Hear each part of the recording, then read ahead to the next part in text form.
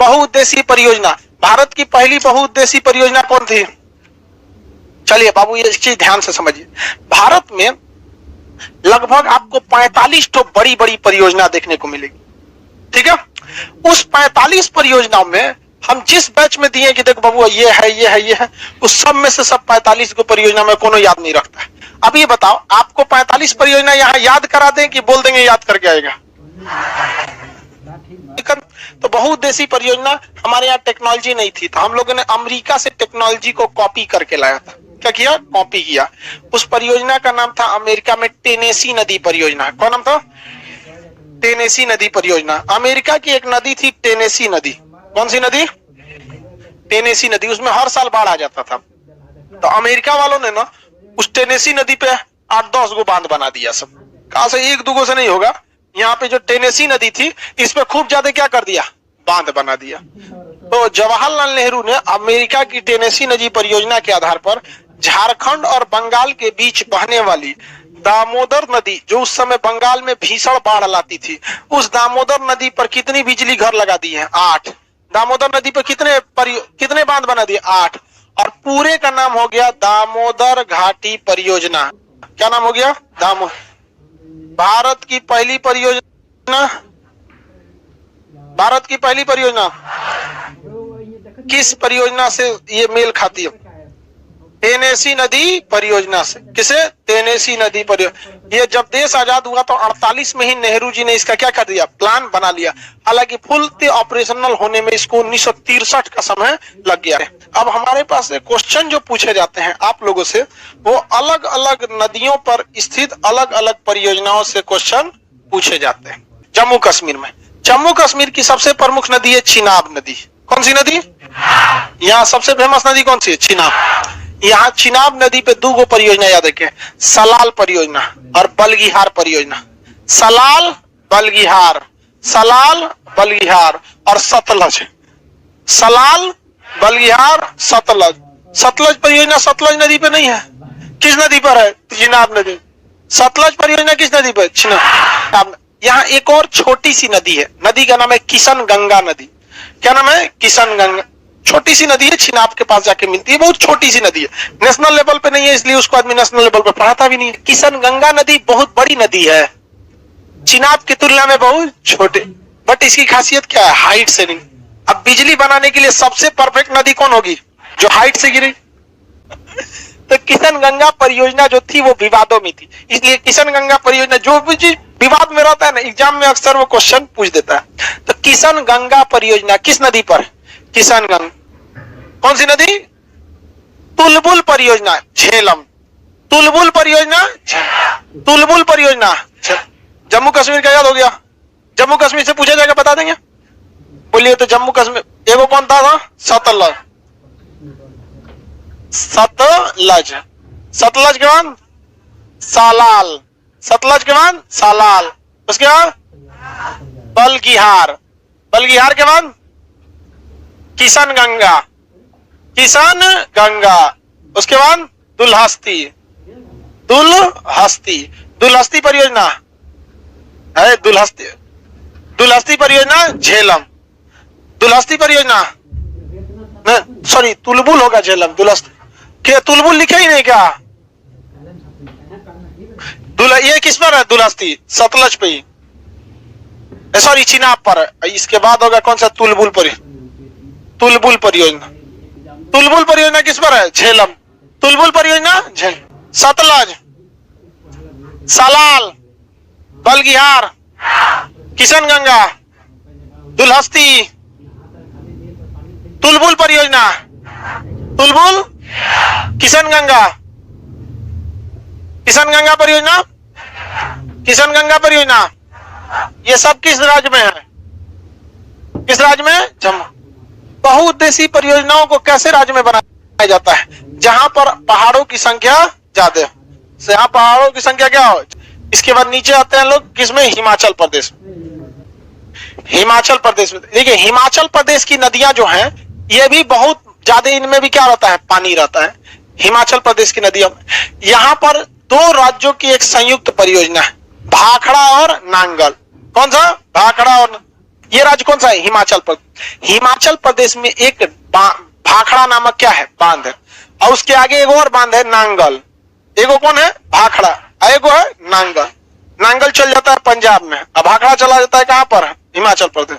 बिलासपुर जिला है हिमाचल प्रदेश से, तो इससे कोई मतलब नहीं है जिला से यहाँ पर। तो भाखड़ा नांगल कहां है? हिमाचल। तो आप नॉर्मली बोल सकते हैं भाखड़ा नांगल सतलज नदी पर। भाखड़ा नांगल सतलज, मेन तो नदी देखना है, राज्य तो हम एक ही बार में रंग दे रहे हैं। तो भाखड़ा नांगल, भाखड़ा नांगल, भाखड़ा नांगल ये भारत का सबसे ऊंचा अर्थ फिलर बांध है। कैसा है? अर्थ फिलर। 225 मीटर। कितना है? 225 मीटर। हालांकि इससे भी ऊंचा 255 मीटर टिहरी है, बस वो बांध की कैटेगरी अलग है। उस बांध की कैटेगरी क्या है? अलग है। वो अर्थ, ये गुरुत्वीय बांध है। ये कैसा है? गुरुत्वीय। और टिहरी बांध जो है वो अर्थ फिलर है। तो जैसे टिहरी पे आएंगे ना तो दोनों को कंपेयर कर देंगे। अभी ऐसे समझिए कि इसकी ऊंचाई कितनी है? 255। कहां पर है? किस नदी पर है? सतलज नदी। कोल डैम, कोल डैम किस पर है? सतलज नदी। नाथपा झाकरी, नाथपा झाकरी, नाथपा झाकरी, नाथपा झाकरी भी किस पर है? सतलज नदी। टिहरी बांध ऊंचा है या फिर भाखड़ा? कौन सा है? टिहरी। टिहरी 255 है, टिहरी क्या है? 255। कैटेगरी अलग हो जाता है, लेकिन इसीलिए भाखड़ा कभी कभी सही हो जाता है। चलिए पंजाब में देख लेते हैं।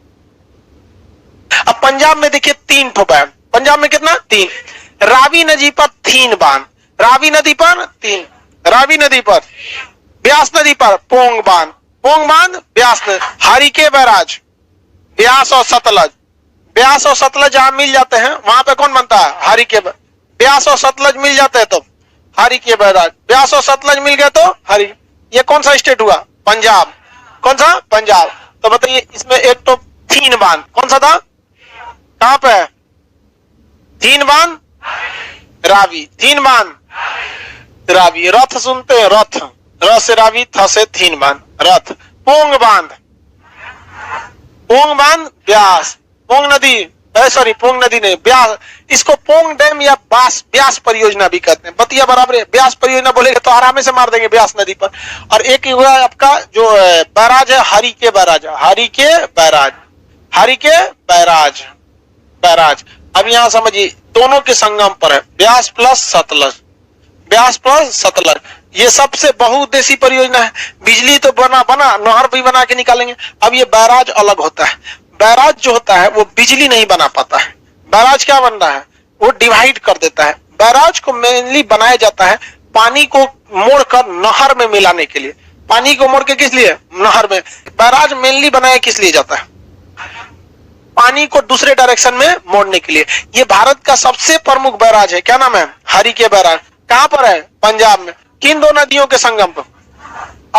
अब आप बताइए, 2 नदियों का जब संगम हुआ है तो उस जगह पर पानी ज्यादा होगा या कम? तो वहां से तो पानी को हम दूसरे डायरेक्शन में बहुत अधिक मात्रा में भेज सकते हैं। तो इसी हरिके बैराज से एक नहर भेज दी गई है राजस्थान में। क्या भेज दी गई है? राजस्थान। तो पंजाब में भी कुछ एरिया में पानी दिया उस नहर से, हरियाणा में भी कुछ एरिया में दिया, और सबसे ज्यादा पानी कहां दिया? सबसे ज्यादा पानी राजस्थान में। इसने इतना पानी दिया कि पूरी दुनिया में राजस्थान का थार मरुस्थल सबसे ज्यादा आबादी वाला मरुस्थल बन गया।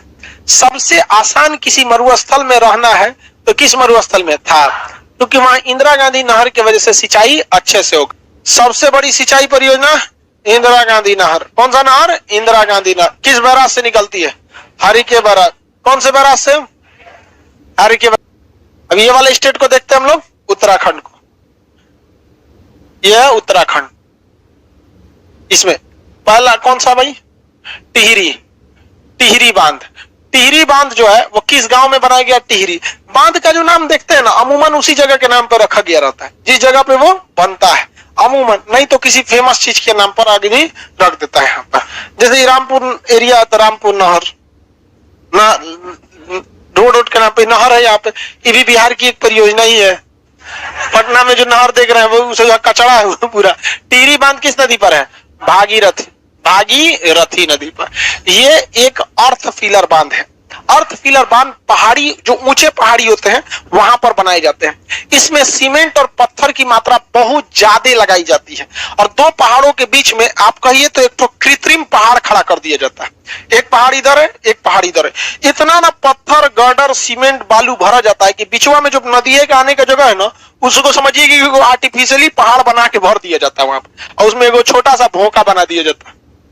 समझ में आ गया कि नहीं? और उसी भोंका में से क्या किया जाता है? पानी बाहर फेंका जाता है दूसरे एरिया में, और उससे क्या नचा लिया जाता है? टरबाइन पानी वगैरह नचा लिया जाता है, वहां पे निकाल दिया जाता है। तो टिहरी बांध कैसा बांध है? अर्थ फिलर। कैसा है? अर्थ फिलर। और भाखड़ा बांध गुरुत्वीय बांध है। भाखड़ा बांध गुरुत्वीय, और नॉर्मल बांध कोई गुरुत्वीय बांध होता है। ये कैसा है? अर्थ फिलर। अर्थ फिलर, अर्थ फिलर बांध। इसकी ऊंचाई 255 मीटर है, 255 मीटर है। जबकि आप देखेंगे ये भाखड़ा बांध कितना है? 200। लेकिन ये कैसा है? ग्रेविटी डैम है, गुरुत्वीय डैम है। तो क्वेश्चन में ध्यान से समझिएगा कि अगर आपसे कुछ पूछता है कि भारत का सबसे ऊंचा डैम, आंख बंद करके क्या मारेंगे? हाँ, टिहरी। कितना मीटर? 255। लेकिन एग्जाम में आपको कभी क्वेश्चन घुमाएगा तो आप टिहरी नहीं मार पाइएगा।